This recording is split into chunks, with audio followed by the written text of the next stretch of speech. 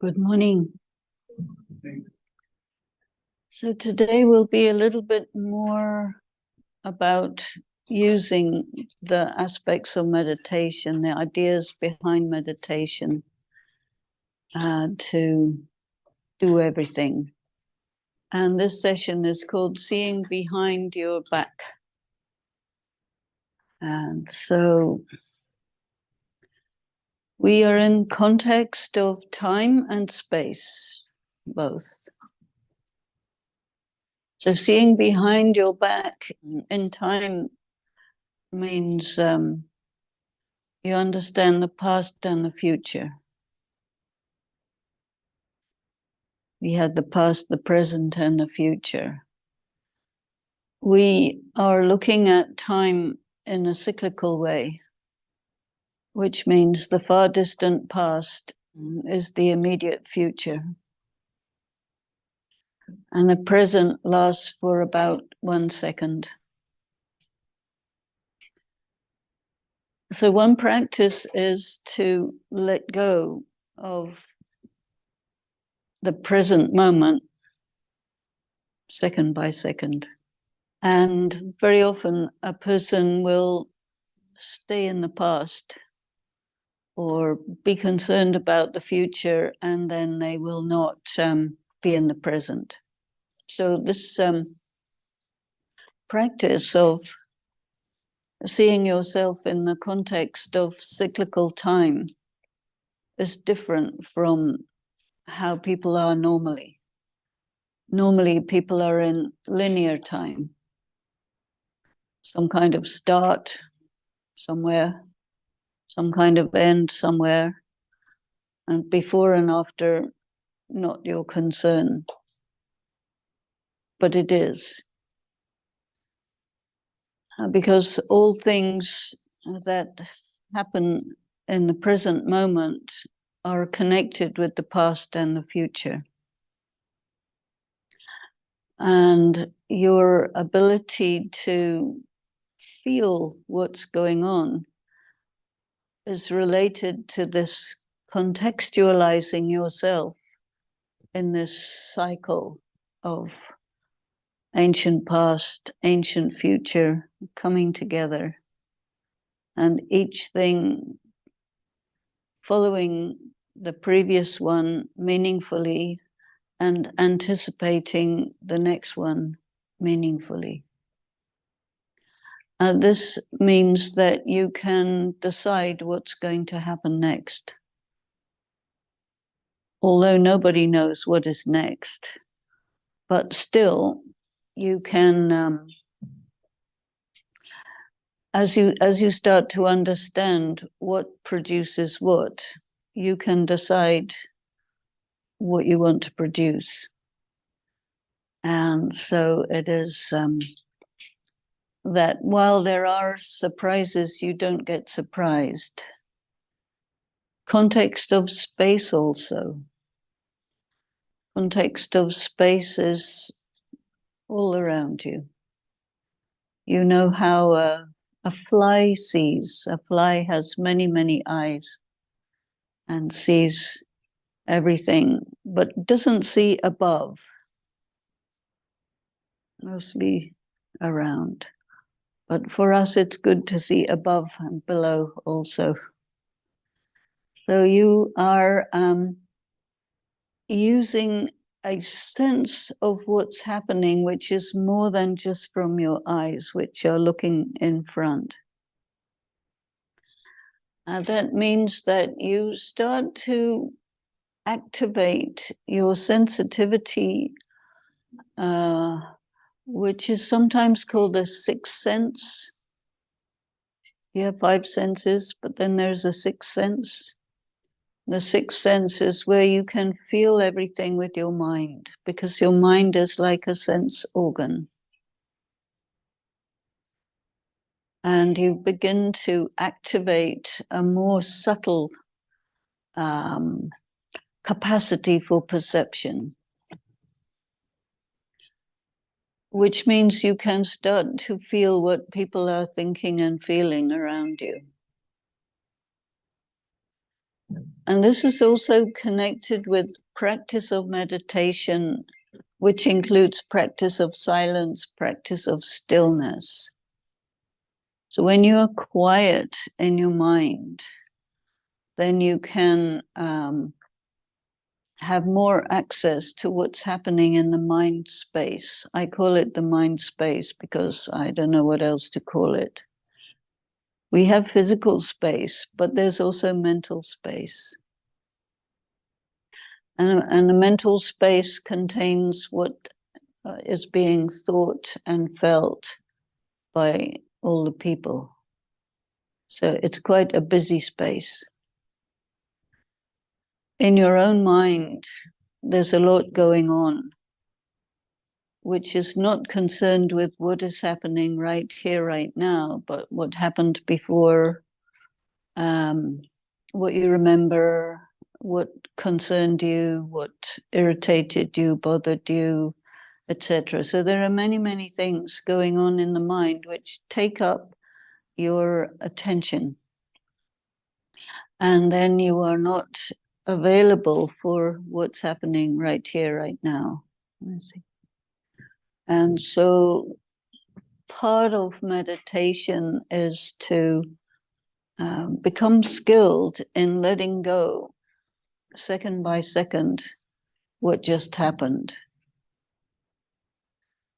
There is also this idea of destiny, which you can even use the word predestiny for, or predestination. Whatever is happening because it's fixed. You don't know what it is until it's passed. When something has passed, you can't change it. But many times you don't like it, you would like it to be different. You say things like, if only this hadn't happened, then that wouldn't have happened. If only I hadn't done this, then that would have happened. If only I had done this, then something else. So we actually spend quite a lot of time being concerned about things that we can't do anything about because they happened.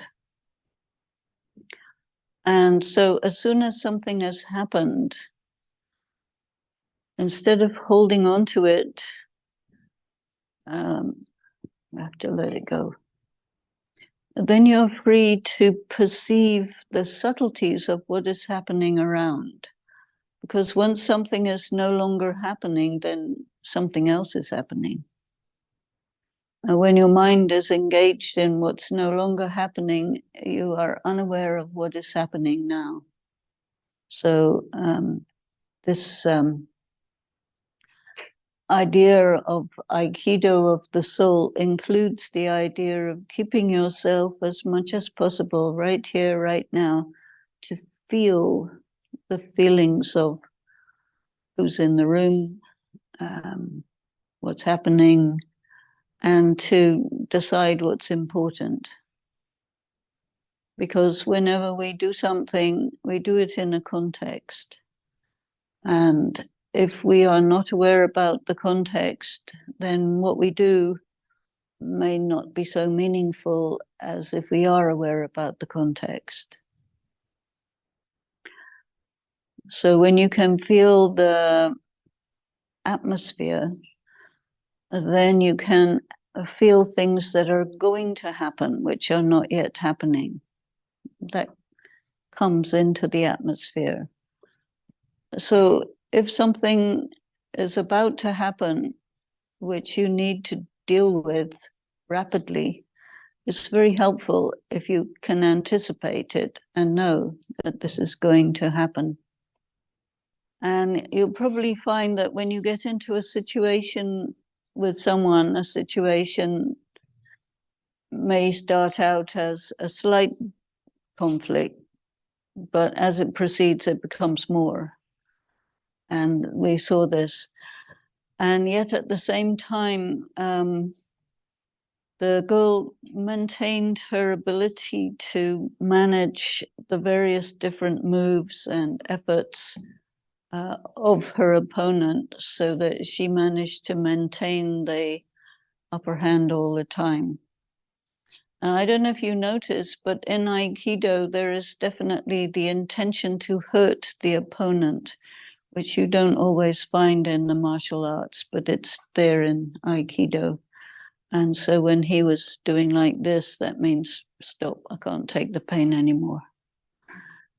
So that's just one of those things, which means that when you are in a conflict situation, in order to be correct in your relationship with the person you're in conflict with, you don't have to go beyond a certain amount. You have to stop at the right point. If you go beyond a certain amount, it becomes provocation, negative karma, puts you in more like a position of arrogance. And one of the things I notice very much when looking through the Kalavali is that this matter of arrogance is key and crucial in how a person functions. So this is very much part of the culture here, yes? Mm-hmm. And when you do an action out of arrogance, though the action may be correct from other angles, but when arrogance comes in, it becomes an incorrect action. So your special sensitivity to the feelings and thoughts of everyone helps you to notice when you've reached that maximum or optimum moment.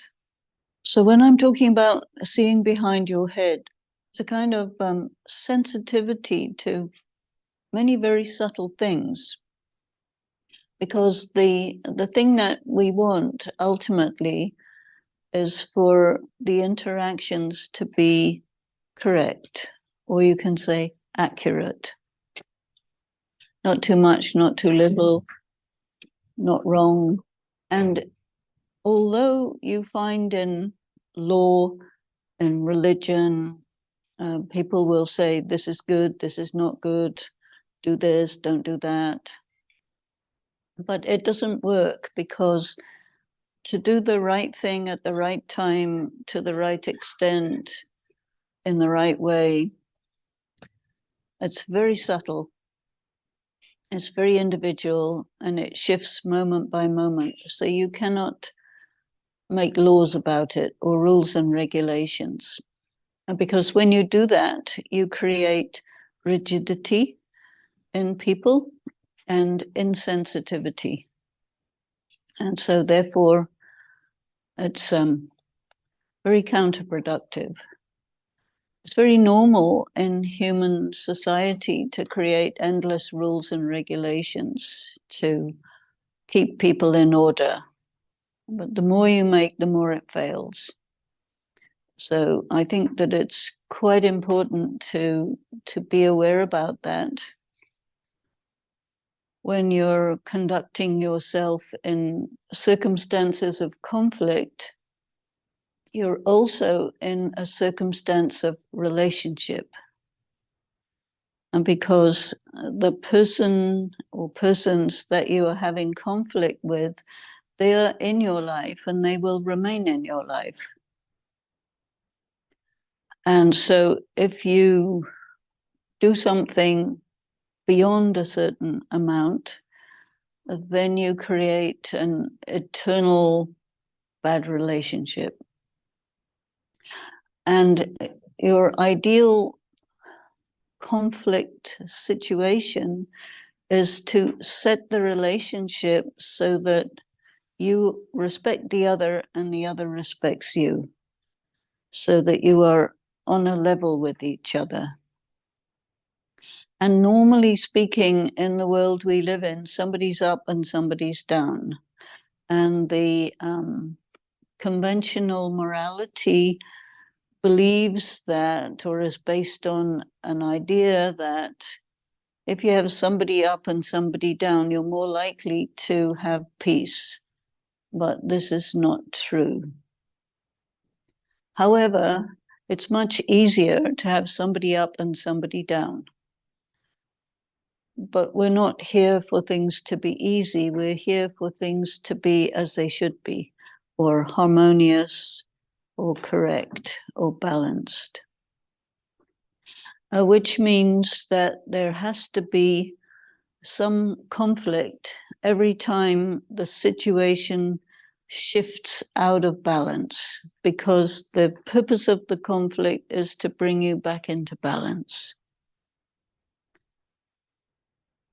The imbalance comes when one puts themselves higher than the other.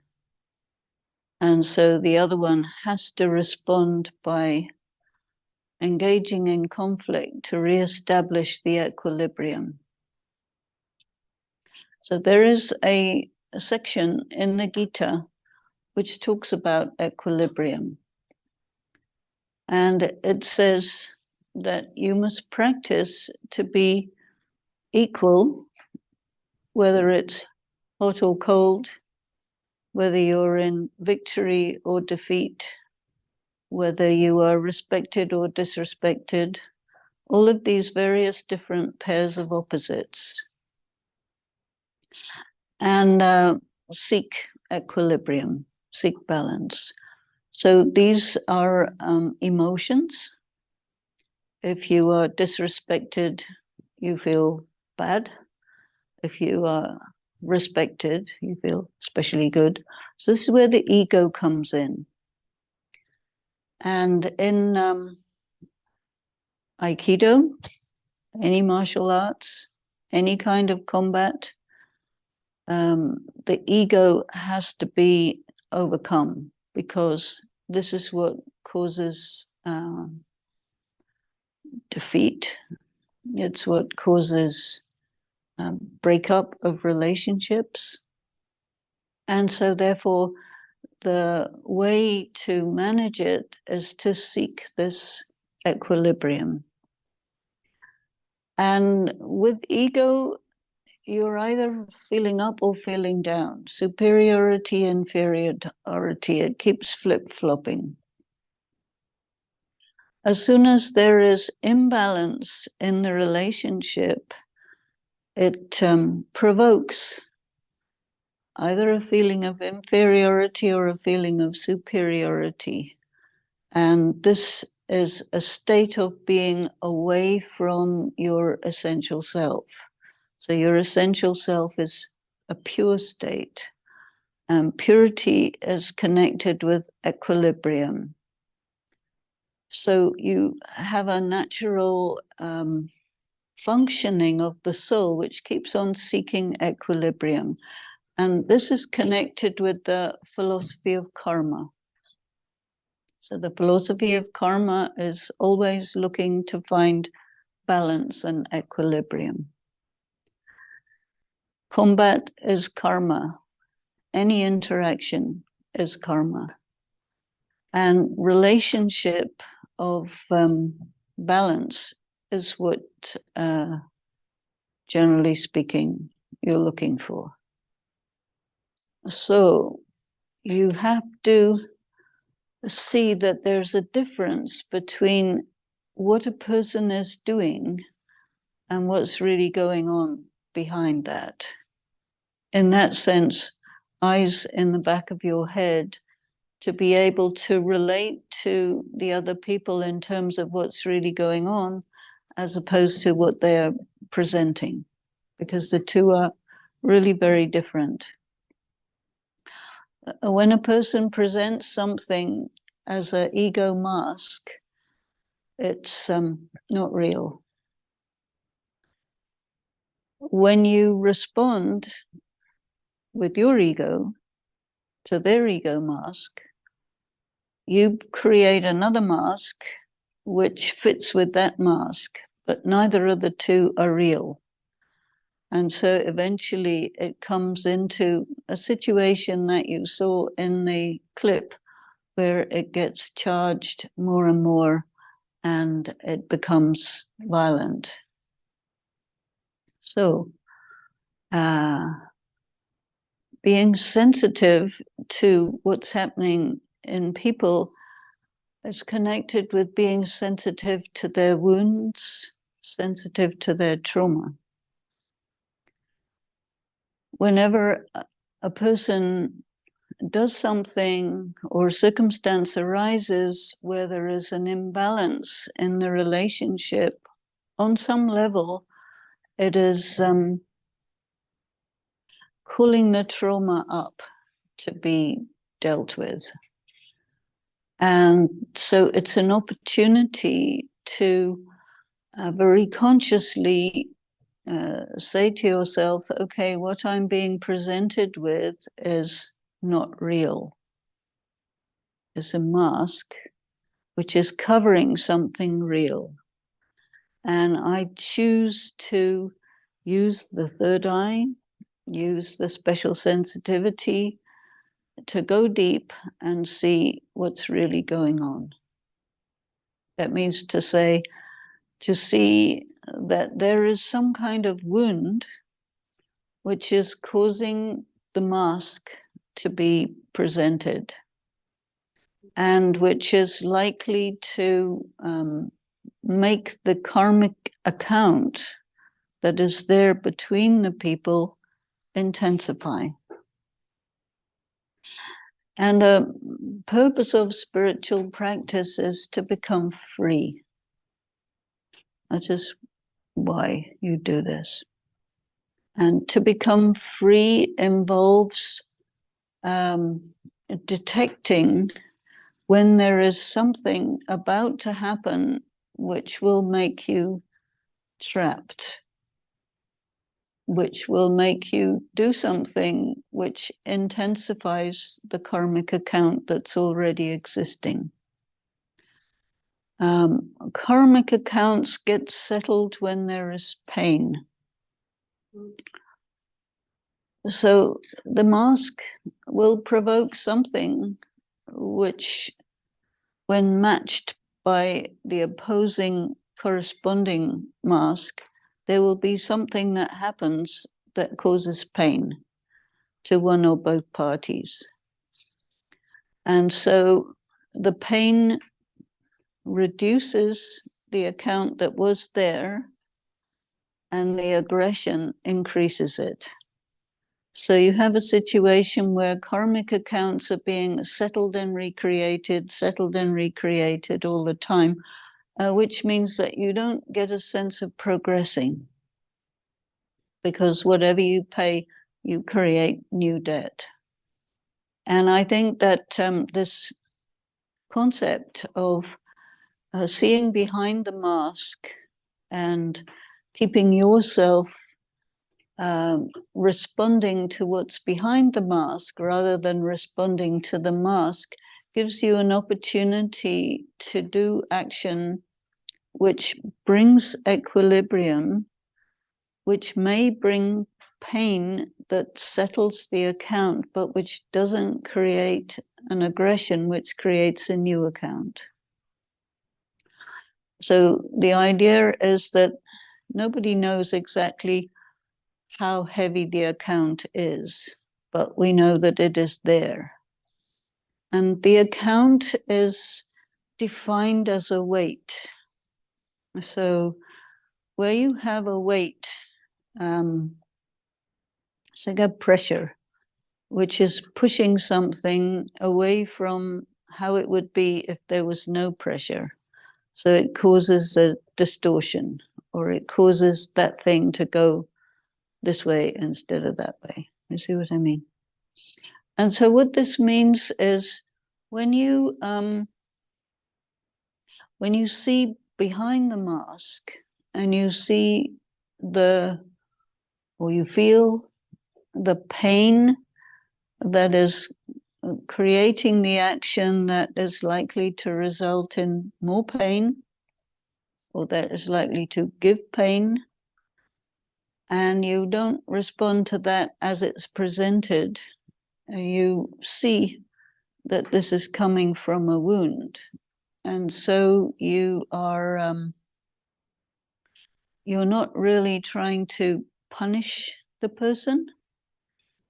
You're also not really trying to defend yourself against an aggression.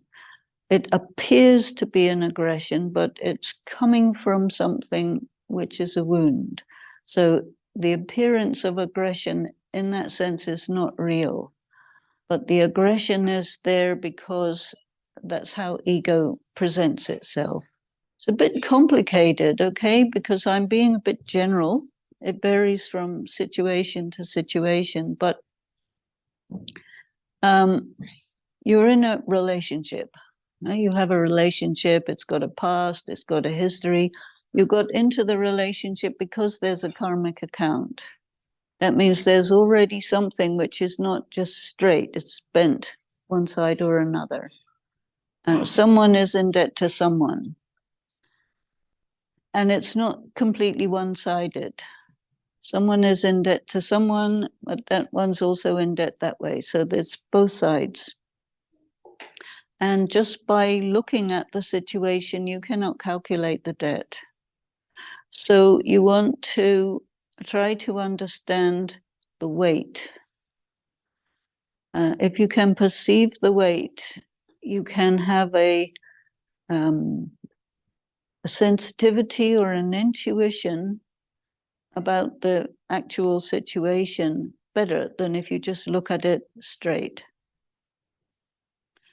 So the weight is sitting in the subconscious. The weight is a distortion in the soul that comes from very ancient past. Why you have a karmic account in the first place is because of something that you don't know about because it happened in another lifetime. The only sign of it is that there is this pressure. And the pressure is experienced as an emotion, which you don't quite understand where it comes from because it does not correspond to the circumstances. You know this expression, overreaction? So when somebody overreacts, they have a reaction that is more than the circumstance warrants.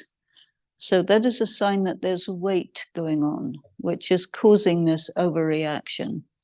Or you can say oversensitivity. Whenever we use the word over, it means that it's disproportionate. And so in war, one of the rules of war is that the response has to be proportionate to the aggression, right? These are Geneva Convention, in case you ever want to read it. So proportionality is part of the rules of conflict. So you may do something quite innocently which provokes an overreaction in someone. And you're surprised because from your angle, what you did wasn't particularly aggressive, but the other party took it as something much more than you intended. And so your evaluation is, well, that was an overreaction. And if you tell the person that was an overreaction, they'll overreact again more. And so you know that. So you don't tell them.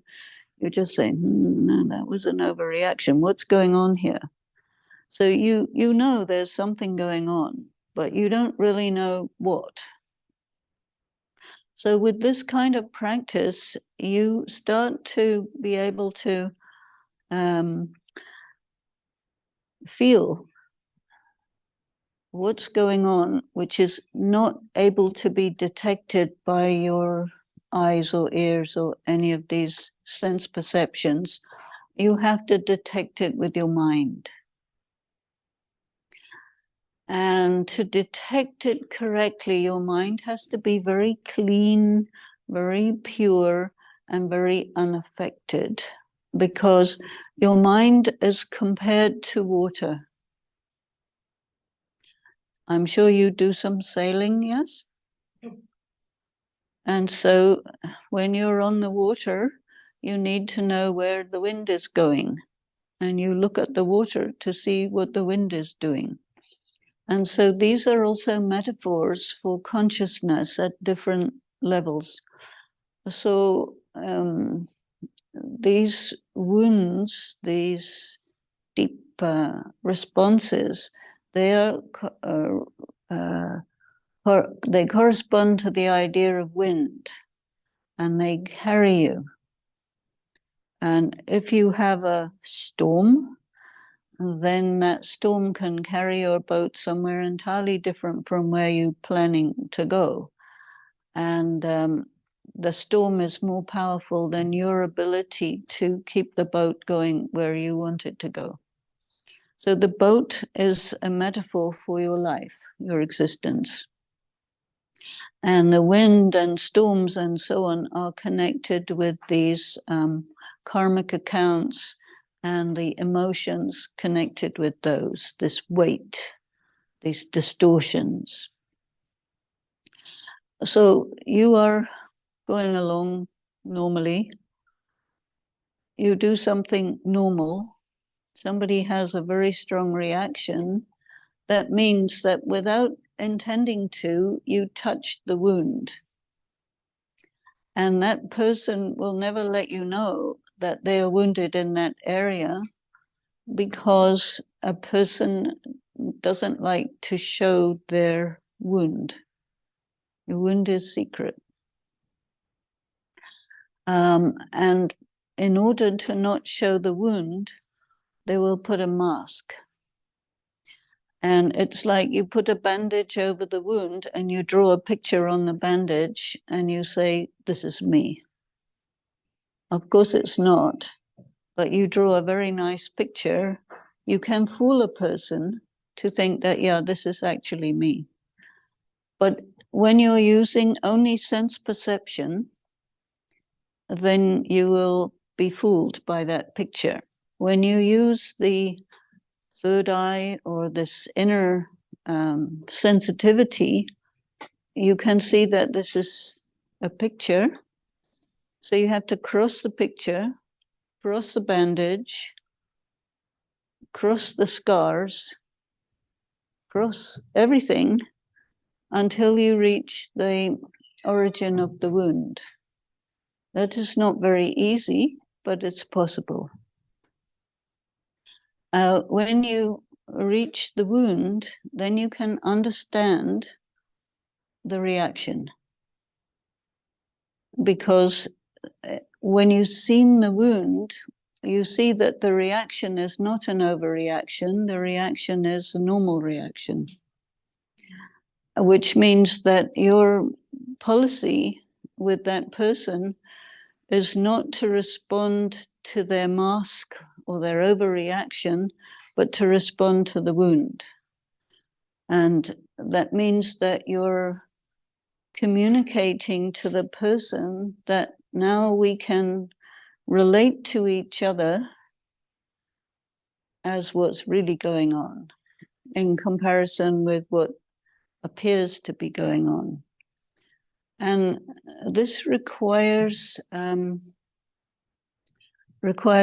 very much gentleness, very much sensitivity, because the other person has to feel comfortable for you to touch their wound delicately. I see. So then they will be truthful with you. Otherwise not, I see. So there is, you can see this barrier that exists between people where there is a karmic account. And it's quite a big job to establish a relationship such that people are comfortable enough to open up and say, yeah, I have this wound.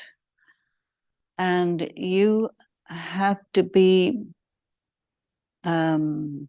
trustworthy enough that person doesn't feel that you will stick a knife in that wound because it's too painful for them to handle that.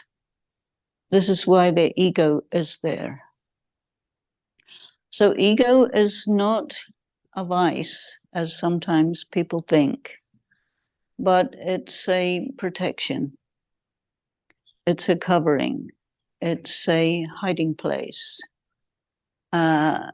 behind which the real person is sitting in great discomfort. And then you realize that this circumstance of conflict is not really a matter of conflict at all. It's something really quite different. But it expresses itself as conflict. And when we stay operating on the level of sense perception, it means that we are basically blind and deaf because we cannot see and we cannot hear the reality of what's going on. And so we have to begin to train ourselves to notice very, very, very tiny little messages that come in the atmosphere and vibration where the person is letting you know that there's something else going on, but they let you know in such a subtle way and with such tiny little indicators, like fluff on a newborn chicken. You have to be aware of it, otherwise you will just miss it, you see. And so one of the attributes of meditation and spiritual practice is to practice to enable yourself to become this much sensitive, to be able to catch these little signs and signals and so on. But for that, you have to be clean. And of course, nobody is that clean. So there is a process of cleaning the self, purifying the self. And so therefore we have to observe ourselves a lot when we are in a relationship with another person where there is conflict coming up, because we've got to be able to make sure that our water is flat. Because if our water is full of our own wind, then you can't tell the difference between my wind and your wind, because it's just wind and there's disturbance in the water. And the importance of water is you see reflections in it. So when you look into the water of a flat mind, you see the reflection of what's going on in the person really. And so first you have to see what's going on in yourself really. So when you do meditation, which is connected with becoming still, you're making the water of your mind flat, like a mirror. And look into yourself. So what you see is your own wounds. And so your wounds and the other people's wounds clash against each other. And this is conflict. So when you make your mirror of the mind still and flat, and you look inside and you see your wound, you feel the pain of it. And sometimes it will come into your mind as a monster. So you know in mythology and all, there's plenty of monsters, right? So this is where they come from, the mind, the subconscious. And the subconscious drives the conscious mind. So when you make in meditation, you become still and quiet to be able to look and see what's there. Then from that mirror, out comes the monster. He will attack you. And then you see, yeah, I have this weight or this distortion in my soul. So when you are in close relationship with another person, these two areas, the subconscious, they start to crash into each other via these ego masks. And it creates, or it sustains the separation, and it creates increased pain, increased debt, mutual assured destruction, unfortunately, but it is like that. So normally speaking, we think something wrong with the other person, I have to fix them, right? So you want to calm them down or make them understand something, or etc. In the meantime, your monster is doing just fine. and the other person sees your monster and says, well, you have a perfectly good monster yourself. What are you talking about? Leave me alone. Or boom, something like this. So this is why it is said, look at yourself. So in meditation, to include meditation in a conflict situation is very good, because you are able to get yourself to sort out your own monster first, and then go see the other monsters of the other people. And when you are dealing with your own monster, that means you're dealing with your own pain. And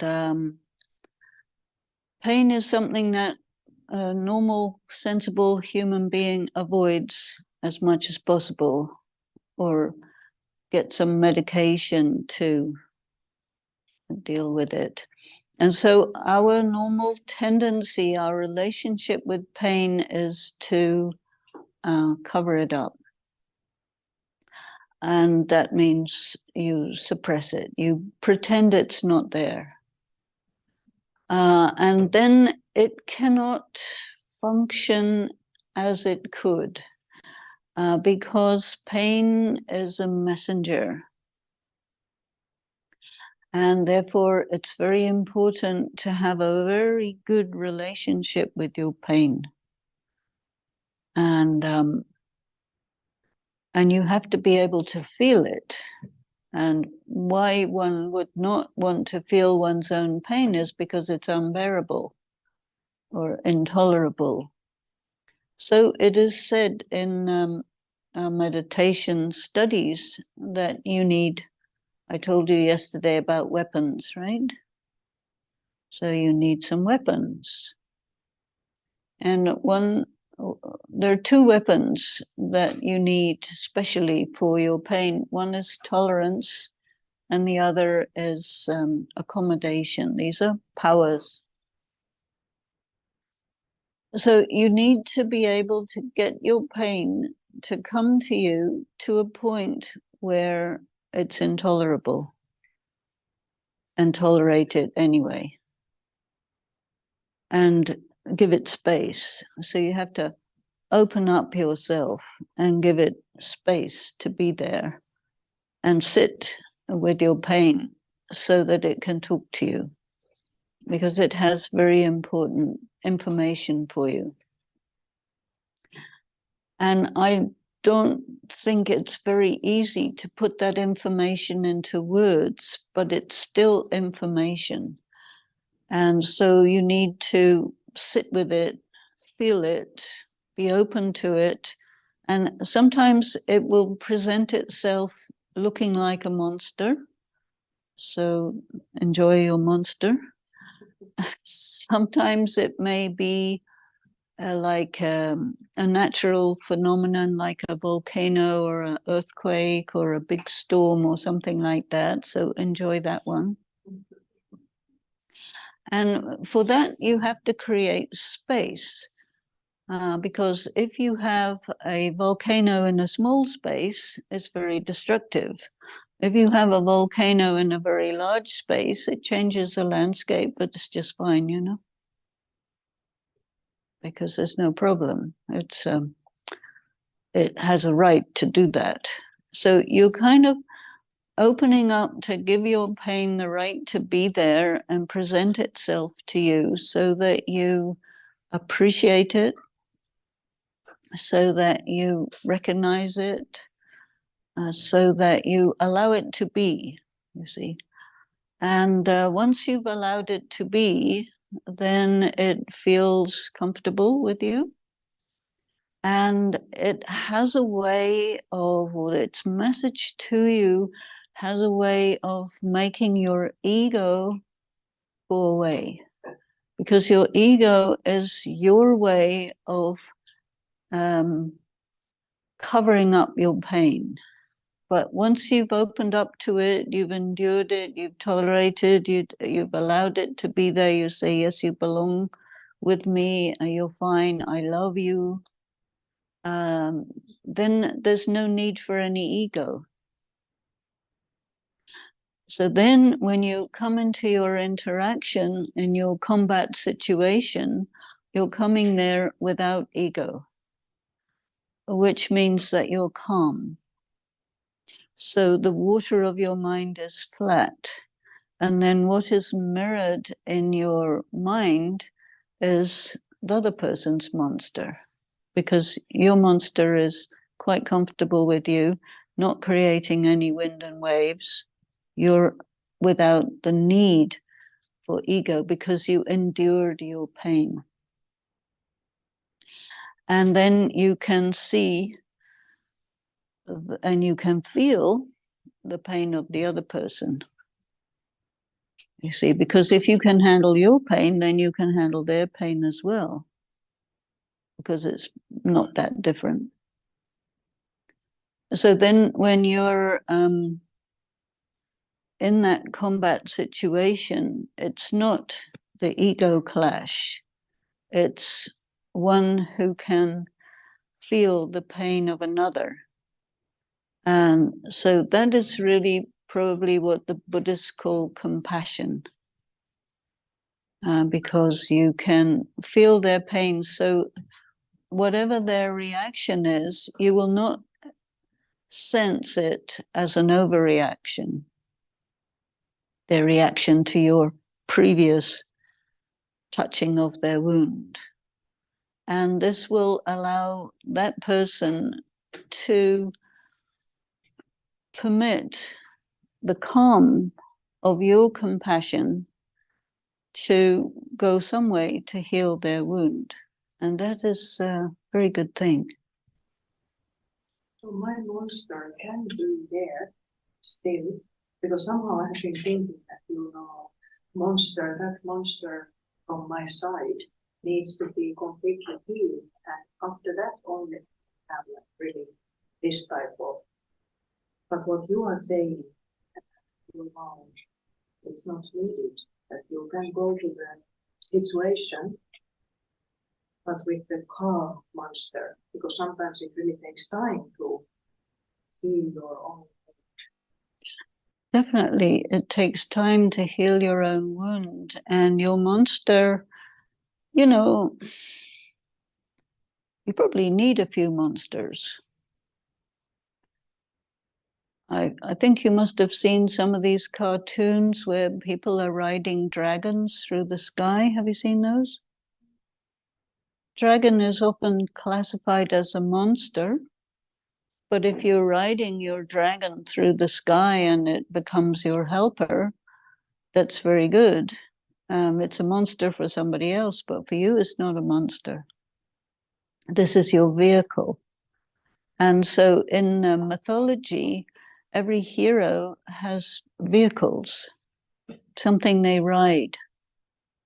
And so if you do not have a good relationship with your monster, you cannot understand other people's monsters. And maybe if you don't have any monster, you're not a very good warrior. You need a good monster by your side. I think, Yes, please. If I'm in a conflict with a person and he's overreacting to me, I have been thinking, is it about the past lives so that I have hurt him in past life somehow, or is he triggered about something I say, or I have been thinking about this. Yes, let me repeat it just to make sure it comes into the microphone. That if you are in an interaction with someone who's overreacting to your monster, maybe you did something bad to him in a past life, there would be something to put you into this bond, karmic bond or bondage. You can never figure out exactly what you did or didn't do. And also, a person is not only in connection with you, a person is in connection with all kinds of other people, and you can get monsters through being hurt in all kinds of ways. It isn't necessarily you. You see, if you think it's you, then you take a responsibility for something that's not your responsibility. You see? I have been thinking about that because I have seen some of my past lives, so I could understand about this. But I have been thinking about that. Is there a way to know if it was me or if it is triggered? Not really, because no matter what you do to find out any amount of past lives, you will only get a very small part of the picture. You can never see the whole thing. It's not permitted, no matter what you do. You can see a little bit of something which you can assume is something, but you can never prove that this is this and not this when it comes to past lives. You do not have access to past lives, although there are thousands of past life therapists and this and that, and you might get a little inkling of a little sign of something in a past life, but it'll only be a very small slice. And it's not enough to make a whole picture. So you can understand from a theoretical point of view that there is something, but you can't say what. And you cannot say that something that you did may be that person's wound or the totality of that person's wound or 10% of it, 30%, 5%. You can never know that. So when you think that it is you, you start doing inaccurate response. So it's actually, I think, not wise to try and do it that way, because you can never get the full picture, never get the full information. Better is to be, try to make your mirror clean. Try to understand what your monster is and keep your monster, feel the totality of your monster. That is far, far more important than what you may or may not have done. Much more important. What is done to you, what you experienced the totality of that. What somebody else experienced, you cannot go inside somebody else's soul and be that person. That is not possible. Everyone has their own story, you see. So, but what you can do is understand your own. And when you understand your own pain, you can have compassion for the pain of someone else from wherever it came from. But if you put yourself as the responsible for somebody else's pain, that is a serious mistake. Don't do that. Bad idea. You will get yourself in trouble. So I would strongly recommend that you cease and desist from putting yourself in that position. You can feel your own pain, and that's already quite a lot.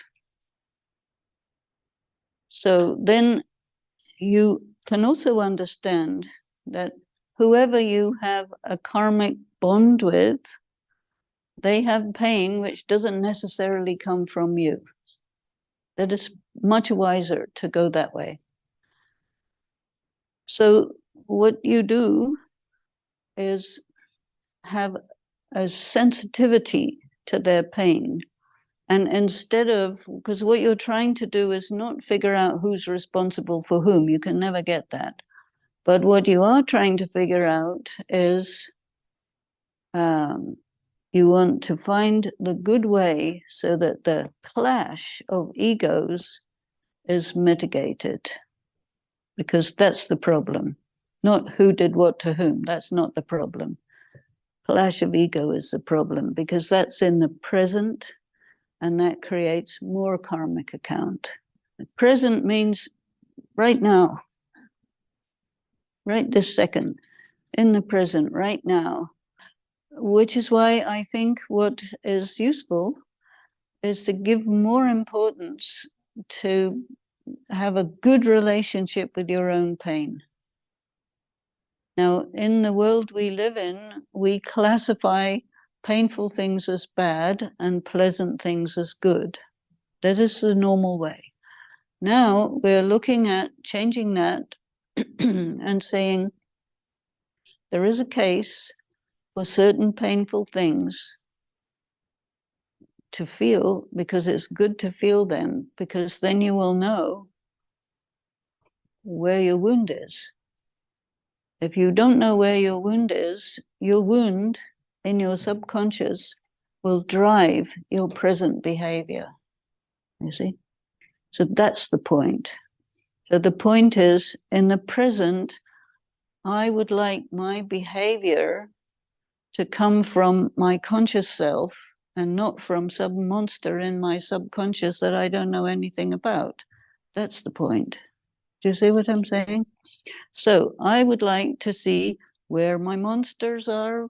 So we have to open up the subconscious and see, what have we got down here? And we don't see the whole thing all at once. It's too scary. You don't want the whole zoo. One at a time, please. So you say, okay, one dragon, come out. Let's meet and see. And one dragon is quite enough for one day's worth of feeling the pain of it, right? And then it will give you a kind of subtle message such that you endure the pain of this monster, you endure any other emotion connected with it, and you make it your friend. You say, okay, I know you're there. I invite you to sit in my conscious mind so that you're not driving me subconsciously. You're sitting with me consciously, and I will ride you when needed. Otherwise, you sit down and eat your grass like a good boy. Good dragon. You see what I'm saying? Because there's going to be a time when you need that dragon for some purpose. Right? Are you magicians? You are. Yes. What does a magician do? He makes something happen with his mind. Or she. You say something needs to happen, you make it happen with your mind. This is called magic. Yes? So you like to do that? That's much easier than figuring out physically and make it happen with your mind. Yes. And for this, you need few monsters. They will be your helpers. But when they're down below, unleashed and wild, then they drive your behavior. And this is what causes this ego clash, you see. So then some people, they think that humility means that you become completely disempowered and boring, stupid idiot like this. Right? Some people think like that. That's not humility, that's stupidity. Humility is when you're not driven by this subconscious wild energy that's out of control. That's the ego. And the humility is when you are able to use this wild energy as you think fit, according to your will. Right? Then it's not wild and out of control. Because sometimes you have to do something which is impossible. Am I right? So therefore you need wild, powerful energies to make the impossible possible. So you mean that you are transforming that monster's energy into Something else, useful. So that is the magic. Well, that's how you create magic. So there is something that we learn about called power of transformation. You've heard about that. The power, and wizards and witches always transforming things. Frogs to princes, this type of thing, right? So you're transforming dragons into, crane, for example, to lift a heavy object or something, So something which is destructive when it's out of control and wild, you bring it, into your control, and you use that energy to get something done that you don't have the energy for just yourself, you see. And the fundaments of the human world, you were talking about humanity, so the quantum of humanity is a couple. A balanced, harmonious couple, two people, two souls, right? Who are in balance, complementary, not one over the other. The problem is one over the other. This is why we have trouble. It's very, very difficult to have an egalitarian relationship with another human being. But this is the task. And for that, you need to make yourself androgynous. That means 50% male, 50% female, regardless of what kind of body you got. Because then you're in balance. And when you're in balance and you're interacting with someone else in balance, then you know which moment to bring which attribute of yourself into the action to keep everything in balance. When it tips, balance goes out, you need to use conflict to reestablish the balance. Where conflict becomes not damaging the other person, but setting limits and boundaries, establishing your self-respect, saying, hey, like this, not like that. And then the other one respects it. Because you have to command the respect of the other. Neither demand it, nor sit like a little mouse getting eaten by a big eagle. That's not balanced. That's predator and prey. So the world we live in is very much designed out of this predator and prey idea, right? Darwinism is like that. See, but spirituality is everything needs to be balanced. Have you seen caduceus? You know the caduceus? Caduceus is in the pharmacy. You see there is a winged person with two snakes coming up. So this is a symbol of healing. And it's a very, very meaningful symbol. Because this wing sticking out, this is the sign of balance. And the two snakes coming up, this is the two energies, terror and attraction, because these are the ones that take you down, that poison you. And you have to take them from the subconscious to the conscious, so you know what you're dealing with. And you have to be the circle on the top, that's your head. And you're in control of all this, and you bring these energies up to the conscious mind from the subconscious mind, and you face everything. You endure everything inside then you are equipped to interact with another human being because you're clean, you see. So this is why you need all these eyes to see behind your head, under the floor, what is happening, what is going on where. And then you are not a threat to another person, so they won't defend themselves against you. You see? So the key thing is make yourself clean, because you know yourself and you have jurisdiction over yourself. You don't have jurisdiction over another person. You cannot judge another person. You judge yourself. Make yourself as you should be. Then come into interaction. Then you're dealing with the fact that you're not weighted one side or another. You're straight.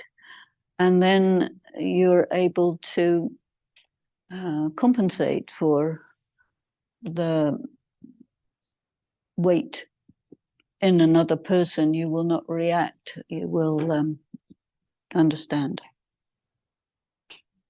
And then there will be no increase of karmic accounts. But your balance, your calm, creates a good atmosphere in which the other can come down from the fire of their own monsters and experience life a little differently than predator and prey, something like that. Does that make sense to you? You need lots of courage, because sometimes, because then it can look outside a little bit rude when you are doing this, but inside there is this calmness, and it's not coming from aggression, but somehow it can be seen as an aggression. So. Right, you do need courage. You do need courage because the other people, the public, is looking at you not with their third eye. They're looking at you with the two eyes, and they're seeing a tiny, tiny little sliver of reality out of context. And they will judge you on that basis, which is not reliable. And so it's very important to be immune to this messages you get from the public. They will give you their messages, no doubt, whether you like it or not, whether it's true or not. Fake news is all over the place, as you know. But you stay true to yourself. That takes courage, of course. But if you have your good connection with a divine source, then you take courage through that, take power. So it's okay. You don't like me? No problem. I'm very good. You don't like me? Your problem. You see? But people have self-doubt. When you have a number of unprocessed monsters, obviously you'll have self-doubt, because they do jump out and throw a few firestorms around the place here and there. So you don't really have a secure sense of self, because you're not really clean. But when you do this work of really pulling out your monsters one by one and cleaning yourself up one by one, then progressively you become very stable, steady, and you know who you are, and you know what your possibilities are of doing something not correct. And you take responsibility for you, because it's conscious, not subconscious, you see. So this is better. Okay, so you have a person who wants to tell their story all over again, and you assume that means there's no mask. It doesn't mean there's no mask. Just because somebody wants to tell their story doesn't mean they're revealing themselves. It means the person is looking for some sort of therapeutic help and maybe not looking in the right place. Because they're maybe putting you in a position that you don't want to be. And if you have a therapist who's going to listen to your story, you have to pay them. So that if it's boring, at least they get some money. But if they make you sit there and listen to their boring story without paying you, that's not fair. So then you just need to learn about setting limits and boundaries, and that's a different issue. Because here we're looking at close relationships where there's conflict, you see, and here we have a situation where somebody wants you to do the work that they should be doing themselves, which is different, you know. So then you have to say, excuse me, I'm busy. Have a nice day. Sort out your problem, and then we'll talk, because I'm not your therapist. And sometimes if you put it in those words, I'm not your therapist, this is not that kind of relationship, you're kind of putting the ball back in their court. But again, all these things require skill and diplomacy. So because people can overreact really easily, and then you know there is a mask. Yeah. So all these things are tricky, and I'm only just giving you some sort of maybe ways of looking at it. But basically what this is saying is focus your attention on yourself and do what you can to get this mirror, this mind still, so that you can see what's in there. Because when you have water that is still, you know, there's an artist called M.C. Escher, you know him? Yeah. And so he has one picture which shows a puddle, and you can see the surface of the puddle, and you can see what's underneath the puddle, and what's the reflection of the sky and the trees. So you see the three areas. And this is a very good metaphor for what you see in your mind. It'll reflect what's going on outside. There'll be stuff down below, and then the surface is slick so that you can see above and below. But if the surface is disturbed by the wind, you can't see above or below. You just see disturbance. So, and meditation is about making it still so you can see. Meditation is not about stopping the mind, but creating stillness so you can see. How can they know what is normal? How do you know what's normal? I think I would avoid being normal. You know, we have in our world this idea that it's a good idea to be normal. And because then you're just like everybody else, and then you fit in, and then you're just a clone, right? I don't see any advantage of that. I think it may be better to talk about how to be real, how to be you, and how to come to terms with yourself. And so all of these things, whatever we're doing, is included in the answer to that. Because every little bit is supposed to help. How to evaluate this? These are, you know, these are things, capabilities that you acquire by studying, practicing, take you your whole life, keep going. Keep doing it. There's no quick fix. No. Why is life long? So you have enough time to make enough mistakes so that you realize what's a mistake and what's not a mistake. So, and you may or may not get it. Okay. So, but, you know, we try to put together a few ideas so that people can think about it and have greater clarity. That's basically it, isn't it? So I will stop now and